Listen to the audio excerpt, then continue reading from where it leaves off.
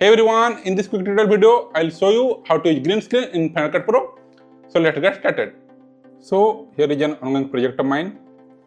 Here you can see there is a green screen clip. So we need to drag this over here, stretch a bit.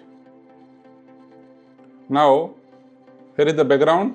We'll drag this below this, stretch a bit. Now go to effects and search keyer, K-E-Y-E-R. Here is green screen keyer. Drag it over the green screen clip and bang. So in this way you can easily remove your green screen on your video clip in Final Cut Pro. If you really found this video helpful, do hit the like button and subscribe for more editing tips. See you in the next video. Thanks for watching.